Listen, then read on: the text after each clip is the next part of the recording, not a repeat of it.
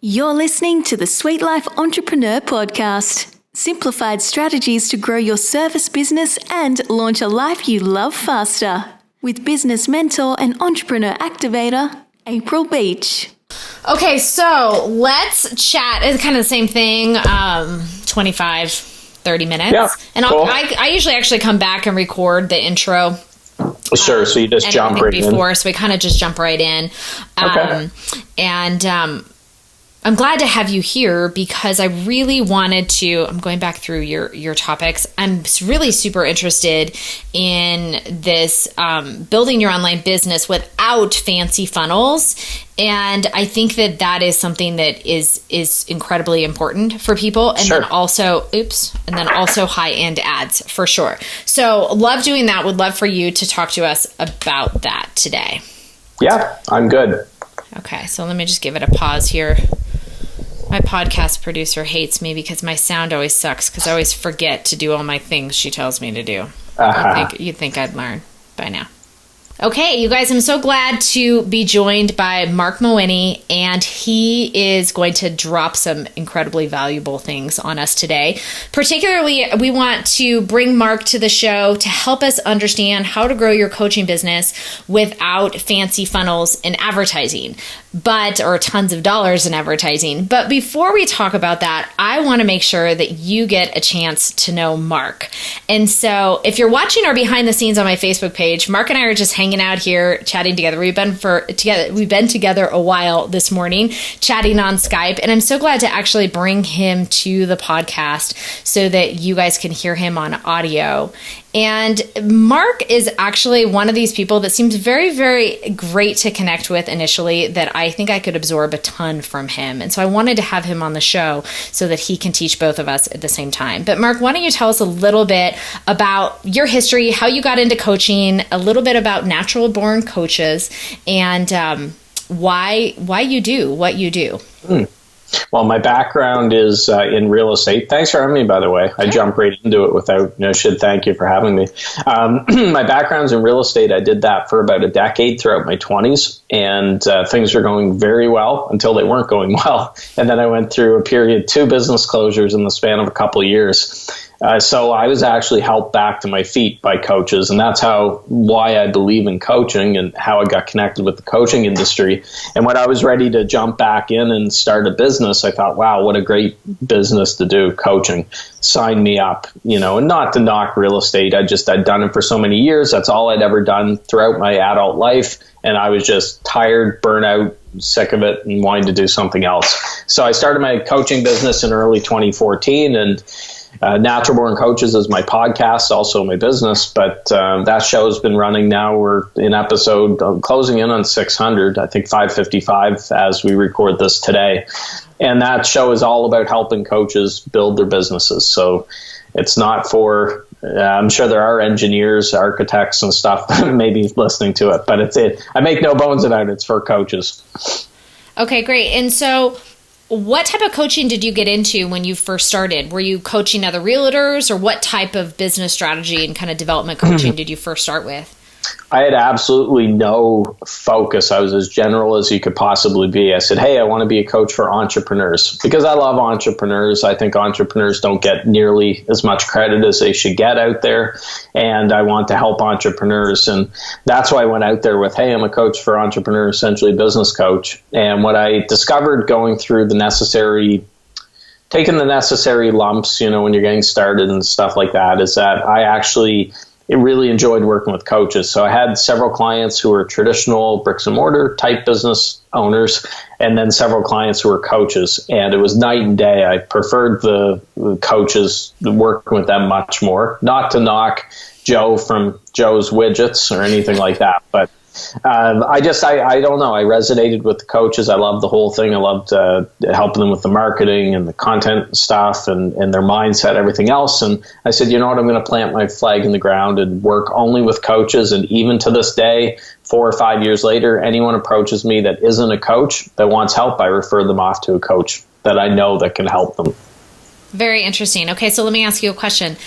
Do you also coach other business coaches? So I know some business coaches don't coach other business coaches. They're marketing coaches or fitness coaches or mindset coaches.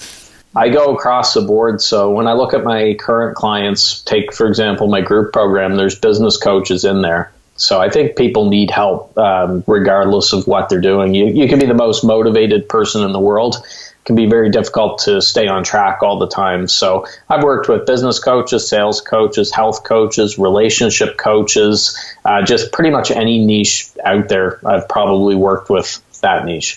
Cool.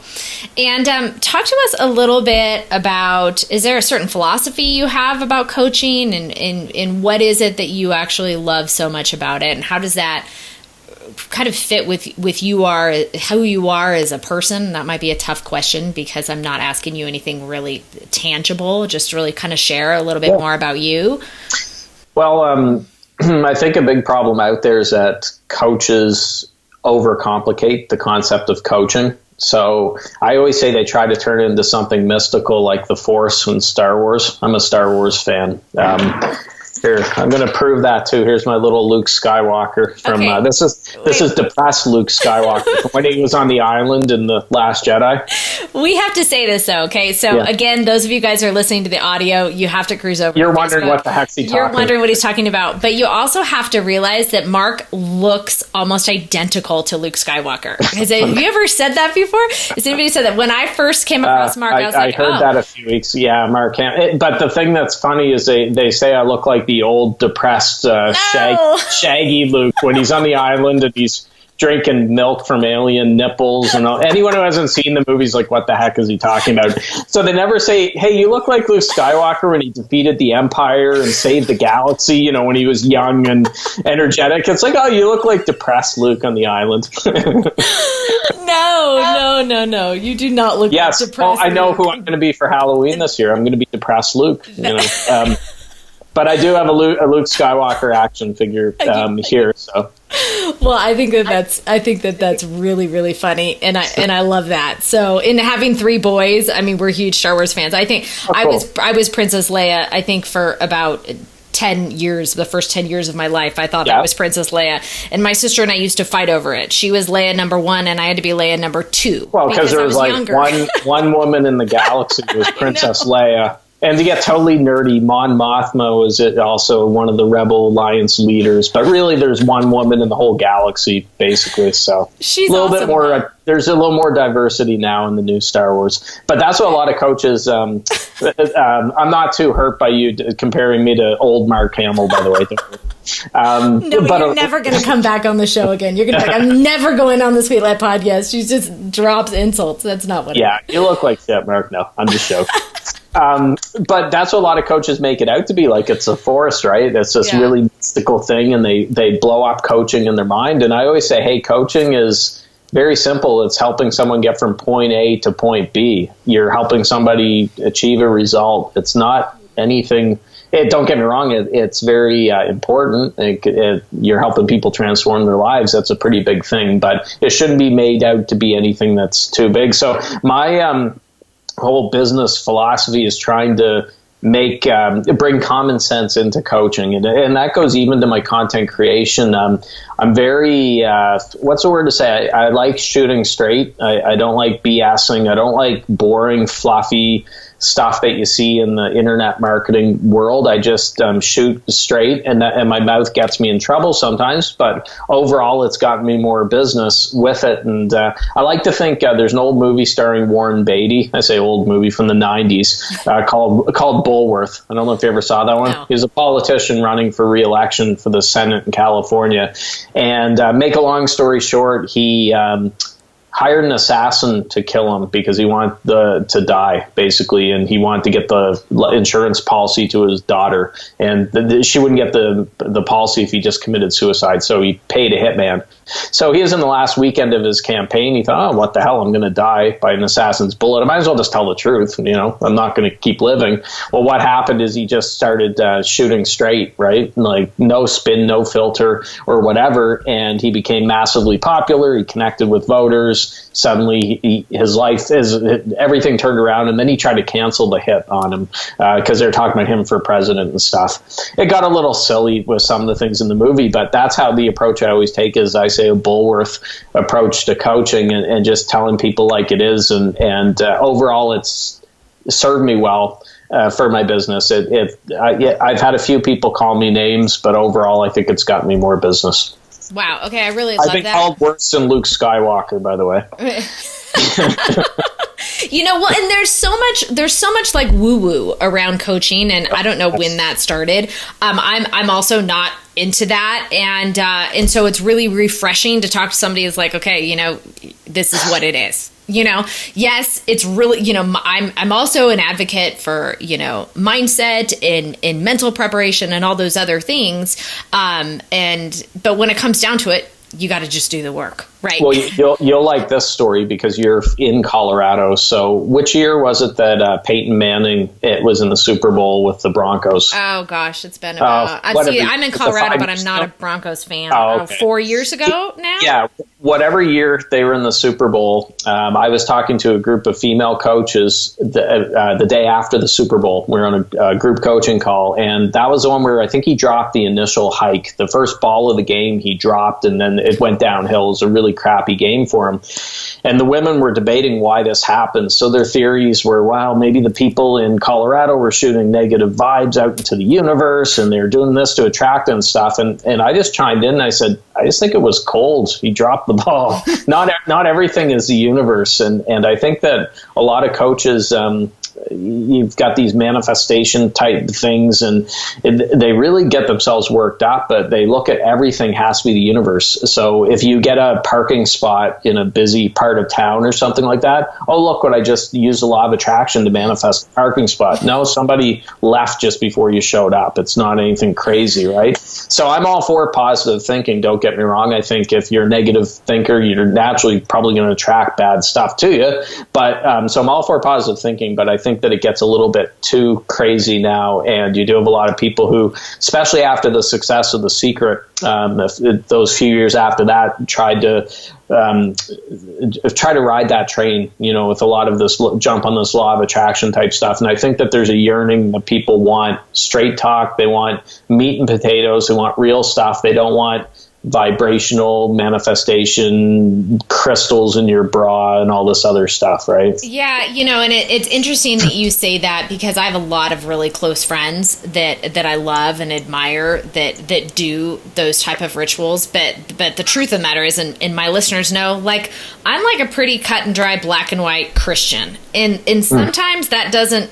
It doesn't really go. It's not really, honestly, being a Christian in the coaching space and the online business space is not real popular right now, because I'm not into that, woo-woo. And then on top of that, I drop the F-bomb and say bad language. And so they really have no idea what to do with me. They're very confused about who I am. Yeah. So, but it's very interesting that you say that too, because I think that whatever works, but the bottom line is we have to do the work. You still got to do the work. And launching and growing a business is hard work.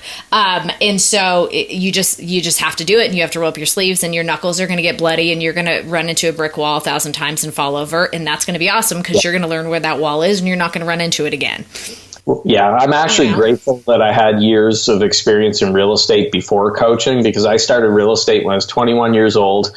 I looked like a kid. I looked about 15. You wouldn't have been saying I looked like Luke Skywalker or Mark Hamill back then, because I looked young, man. Back then, though, I so no money. I looked like I was 15, and I had to build my business up that way. So that was actually a great experience, because when I got into coaching, I knew that, hey, this isn't going to be easy. That the first 6 months are probably going to be tough. I'll just keep doing the work, and it's eventually going to come through. Unfortunately, with coaching, there's too many people getting into it as a get rich quick. They're seeing the Facebook ads and magic funnels and all this other stuff. And then when it doesn't happen right away, they get frustrated, or they're off to the next BSO, bright, shiny object with it. And I honestly would say there's probably, I would estimate about 20% of people online should be entrepreneurs online. I'd say probably 80% shouldn't be. And that's that old 80-20 rule that applies across the board in so many places in life. But no, not. And this actually, the first podcast episode I did for my solo show last November was titled "Not Everyone Should Be an Entrepreneur," because I got sick and tired of people saying, "Oh, anyone can do this. It's simple. 5 minutes a day, you're going to be making 7 figures here within a month." Well, no, it's not like that. And I think finally there's a backlash one of the reasons that my business has done well, especially the last year or two, is there's a backlash to this nonsense and these false promises out there. People want real talk, and those are the type of people I attract, and I try to push away the get-rich-quick people. I want to repel them. Yeah, I love that. I love that you said that. Absolutely, completely agree with that whole statement that you made. Okay, so let's dive in. So today, help us to understand the way of teaching how to build an online business without these fancy funnels, because you and I are new friends, so you might not know this yet, but I actually kill technology. My listeners know, my followers know. If there's something that's going to go wrong with whether it's a laptop or a phone, it's going to happen to me. My husband says the aliens are coming for me because I have an electromagnetic field around me that the software or the device is going to die. But yet, I'm an online business coach and I can figure it out. But there are some things that we have to do as far as, funnels and technology and embracing the field of where the harvest of people are waiting for our business. That small percent harvest, like we talked about, not everybody.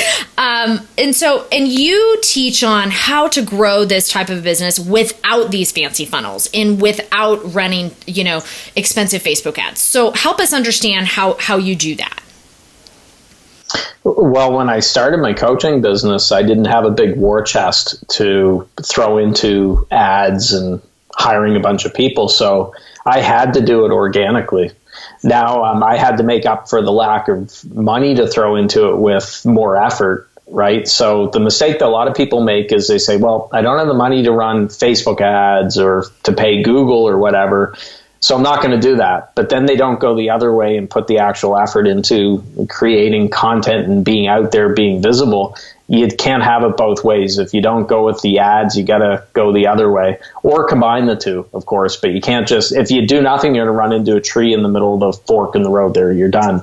So that's what I recommend doing. I mean, my business model is extremely simple. I'm not one of these people who have 25 different offerings and all these upsells, downsells, tripwires, blah, blah, blah, and all this stuff. Really, I do three things to grow my business. If I'm doing these three things, I know that I'm good. So I do podcasts. That's my show, and going on shows like this. The second way is Facebook, and especially my Facebook group. That's been an important part of it. And then the third way is email marketing, and daily emails is something I'm a huge fan of. If I'm doing those three things, I know that I'm going to be getting clients. Unfortunately, most people pick 20 or 30 different things. Most coaches are online entrepreneurs, and they can't focus on any of them for any significant amount of energy because they're split up in so many different ways. So I always say pick couple things. There's two criteria. First of all, you have to enjoy whatever it is, which I do with podcasting, Facebook, and email marketing. So you have to be able to enjoy it, and because if you don't enjoy it, you're not going to do it consistently. And then it has to work. So, for example, if I hop on a brand new social media platform that I absolutely love and I can be consistent posting there, but it has 10 users on that whole platform, that's not good enough. It's got to be something you like and something that can work as well. But Jim Collins has a great quote. He says, if you have more than three priorities, you don't have any. And I think it's the same way with legs of your stool for your business, so to speak, that you can't have too many of them.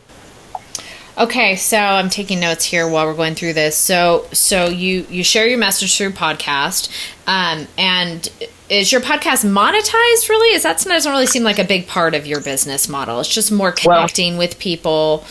It's monetized, but not in the way that most people would think. So most people, when they think monetization, they think, oh, you have sponsors. How much do they pay per show? Yeah. I have had a sponsor once for about a month, and I don't recommend getting sponsors for podcasts. It takes a lot of time chasing them around, and it's just, I sponsor my own show, essentially. If you listen to my podcast, I have an 30-second ad sponsoring my own show because I can make more money selling my own stuff than if I have a sponsor. Yeah. So it is monetized, just it's hidden. Not hidden, it's just not something you'd see right away. I see people saying like, hey, Mark, I want to start a podcast. I want to charge X amount for it, or I want to get a bunch of sponsors for it. Podcasting, I think the way people are consuming it is they expect it to be free. But it's a taster. They're going to listen to podcasts, get to know, like, and trust you. Then they're going to check out your other stuff. So it's a bit of a gateway drug into getting to know Mark or April, right? Yeah, and that's how this show is too. Like, I don't take any advertisers, and nobody wants to come onto this show and listen to somebody else, listen to, I don't know, FreshBooks or whatever, or Thrive Market or whatever. It drives me absolutely crazy. I know I don't want that, so I'm guessing my listeners don't want that. And I've heard feedback that they don't, and I agree with that. It's a way for them to get to know me. And if they know me and they resonate with what I'm saying, then they jump in my business development program. So you've been doing that now since, you said 2014 is when you launched your podcast. Okay. So you have your podcast and then you have your Facebook group. Tell us about your Facebook community. So it's called The Coaching Jungle. If anyone wants to check it out, it's thecoachingjungle.com. We'll forward you there. There's, at the time recording, close to 13,000 members in there. And that Facebook group is where I fill most of my coaching slots for my one-on-one and my group. I would say 90% are in that Facebook group before they join one of my programs. My print newsletter, The Secret Coach Club, shameless plug. A lot of people who subscribe to my print newsletter find out about it through the Facebook group, and that's how they get to know me that way. So I'm a huge fan of Facebook groups because what it's doing is the Facebook news feed is so busy and noisy that it's getting really tough to be heard. So I'm all for, I post often there on my main profile and stuff. But if you could get people over into your Facebook group, then you have a much better chance of building that relationship. Ideally, I want people to be in my Facebook group, connected with me on Facebook, on my email list, connected with me, everywhere, right? So they can't even turn around without bumping into me. And I'm really big on content creation and putting a lot of content out there. I mean, Facebook alone, I'm posting approximately 10 times a day between the Facebook group, my personal Facebook, my fan page, and so on. And that's the other problem. A lot of people say, well, gee, I'm posting every day on Facebook. No, you post once a day on Facebook, and it's some boring motivational quote that people have seen a million times, a quote from Oprah, Tony Robbins, or something like that. That's not the way to do it. Yeah. Oh, I love that. You're so candid. Okay. And then you email your list every single day. And what do you send out to them? What do you say? You have a lot to say. Do you share some of the same things that you're sharing on the podcast and in the Facebook group? And you say, hey, here you go. I'm making it really easy for you. Now, guess what? Here's in your email. Or how does that work with your business strategy? Well, with emails, when I say daily emails, there's two parts of that equation too. If you're sending daily emails, you also have to send interesting stuff and entertaining stuff. And unfortunately, most of the email being sent out there, because I'm on a number of lists, it's boring, right? It'll put people to sleep. So when I started doing daily emails in early 2016, I also took the filter off and just said, I'm just going to write like I talk. And again, that's caused some people to leave my world. People get offended over the stupidest stuff online nowadays. I'm shocked by it. There's some stuff that I'm like, wow, you were offended by that? How do you manage through your life every day if you got offended by this? I said, I think bull crap, I said, or BS in an email. And I had one of the woo-woo coaches that emailed me and said, Mark, I really like your stuff, but the wording that you used with that word isn't on the same vibrational plane as me. So if you could please watch your words going forward, I'd appreciate it. I'm thinking like, come on, give me a break. So I just said, look, you probably should unsubscribe with it. So I should mention, though, with daily emails that I actually... I love that. I'm very raw, so I get that. Like, you can take it or leave it. I'm very much that way as well, and it's very refreshing to hear you say that. So just I'm awesome. Tired of I'm tired of people. It's like they desperately want to be offended, and if they can't get offended, they're disappointed, and they're spending all their energy, their time and energy, being offended. I had someone on my Facebook a few weeks ago who. A friend of mine, great coach, great guy, commented on my post, and he's white, but he used a brown fist bump. And somebody else got offended and called him a racist right off the bat because he was using a brown fist bump emoji as opposed to a yellow or white one. And I'm like, come on. And that became a big thing. So I don't know. I don't have time for kind of silly debates online. I try to stay away from that, focus on my business. So we all know if you guys are going over and you're going to thecoachingjungle.com and you want to join Marc's group, it is a no bullshit group. Like, you are going to get this, you're going to get this strategy, and it's like a no drama group because Marc kicks everybody out that brings drama. Well, you sound like a dictator. No. I don't mind debate. I'm all for debate. I don't expect 13,000 people to agree with me. So, I put stuff up before the people disagree with me, but they do it in a, respectful manner. They don't get throwing around strong words, right, about things and totally mischaracterize things. They say, this is why I disagree with this, and I've had some great debate with people there. So I would rather have a engaged, interesting group instead of just saying, no, everybody's got to agree with me or I'm kicking you the heck out. So I don't want to give that. So that's the wrong message. Okay, wrong. Yeah, okay, yeah. That's not what I'm saying. Yeah. What I do say, and I have it right in our group rules when people are joining to see, it says, if you are easily offended, this isn't the group for you. And I invite them to leave, because if they're getting offended by some of the stuff I put up there, they're going to be offended by a lot of stuff. So I don't want to give the impression that I'm, Fidel Castro here and just kicking everybody out off my island. If they, actually, Castro wanted to keep people on the island. He didn't want them to escape. So that's a terrible metaphor. But anyways, I'm not a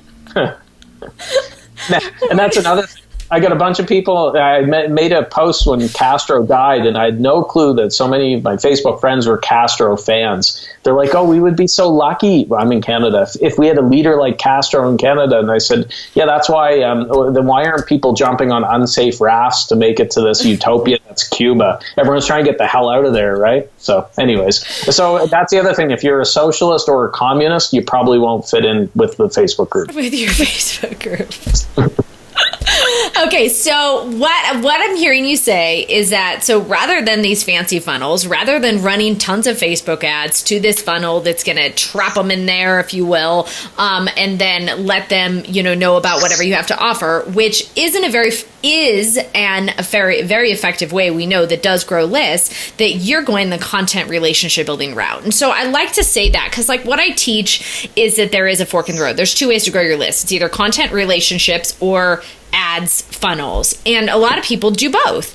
But a lot of my clients are to the place where they're just, and a lot of listeners here to the podcast are to the place where they don't have a ton of money to invest in their business.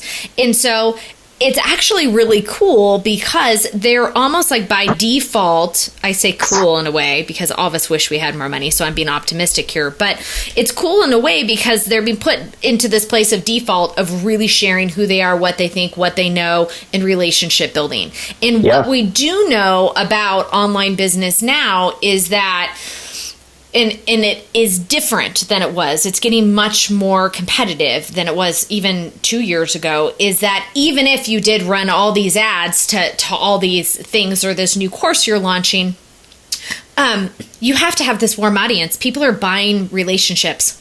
They're buying you because they trust you. And so you still need to do the relationship building part, even if you're, pouring money into this too, to do what I would consider really grow what would be this longer term company. You might have a great launch where you make a ton of money, and then what? So I'm really into building business on relationship.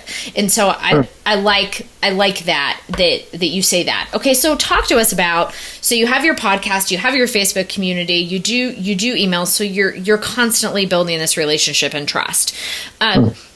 What happens next? How do you coach people to be successful coaches? Talk to us about actually natural born coaches in the programs that you offer and why they might be different than other business development programs out there. Well, the stuff that I'm doing for coaches, it's trying to get them to simplify their businesses as well, because a lot of people out there have told them they have to do a million things. And I think they're probably doing it to justify high fees that they're charging these coaches. So I know that my model works, and I'm not saying it's the only way, but it's extremely simple. I mean, for me, anyone wants to work with me, I've got one-on-one, just a handful of spots I do. Got my group coaching program. I've got my online programs, like digital ones, and then I've got my print newsletter. Very simple. I don't need an Excel spreadsheet to try to track 35 different offerings, right? So that's what I'm helping coaches do, flatten theirs, because some of them, I'll give you an example. A coach came to me with way too many offerings. He sent over, I said, what are you doing currently? He said, I'll send you a spreadsheet that I have. Oh my God. He had all these options, like here's what you have if you want. I'll do weekly calls, 1 hour for this much.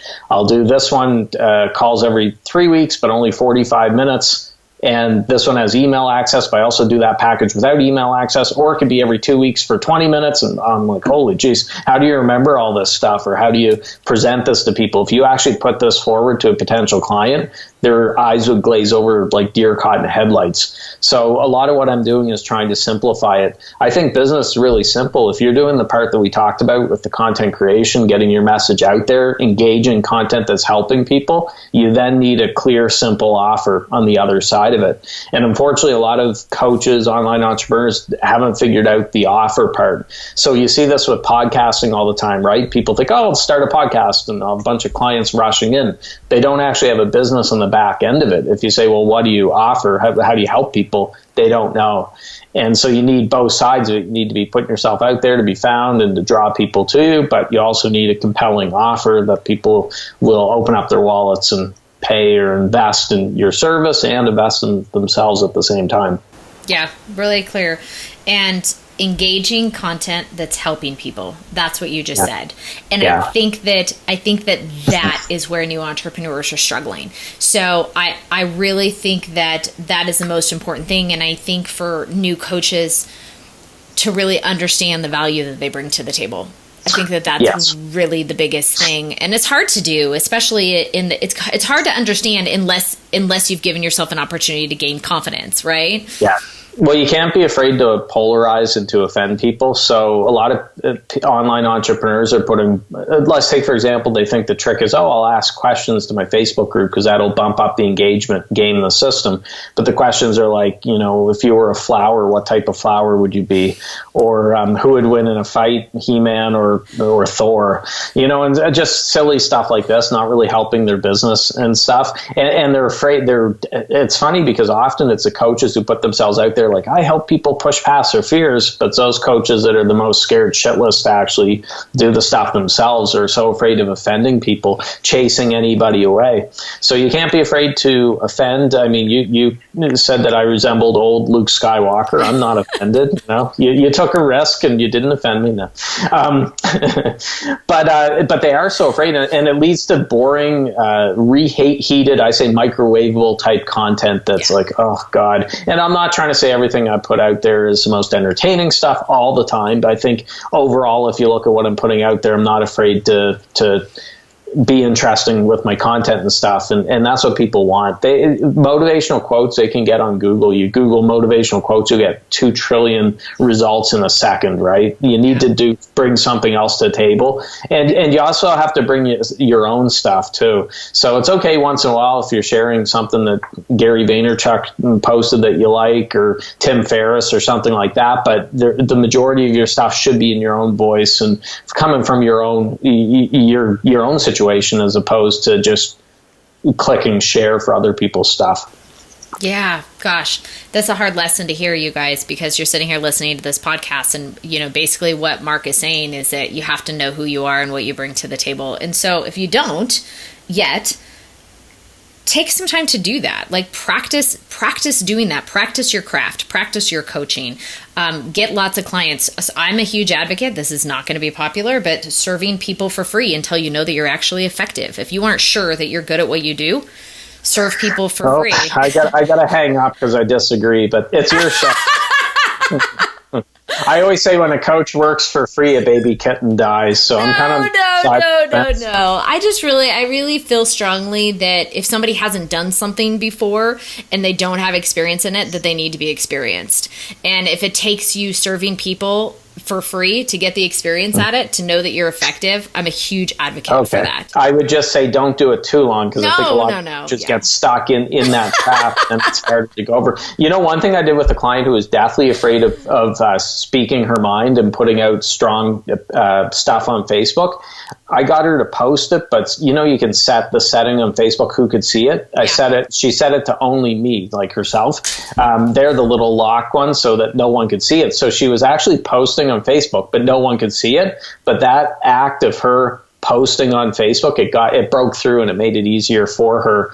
It sounds silly to say it because like, well, why would that help her? No one could see it. It actually did help.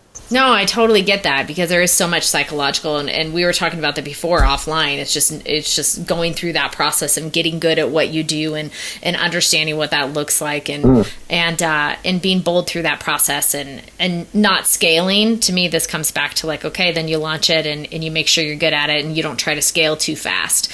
But that's not always, again, super popular to say.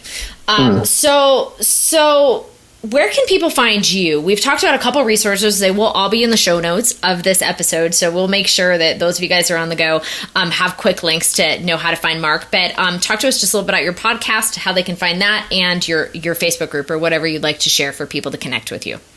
I'll release my inner geek. This will go over the heads of most people listening, but you can find me on the island of Octo. That's where Luke is in The Last Jedi. So it was shot off the coast of Ireland, I think. So but in all honesty, you can check out naturalborncoaches.com. That's my main website, or thecoachingjungle.com. Thecoachingjungle.com will go to the Facebook group. Awesome. Cool. Thank you so much, Marc. I'm so glad. Thanks for having me, April. I had fun. Thank you. Good. You're welcome.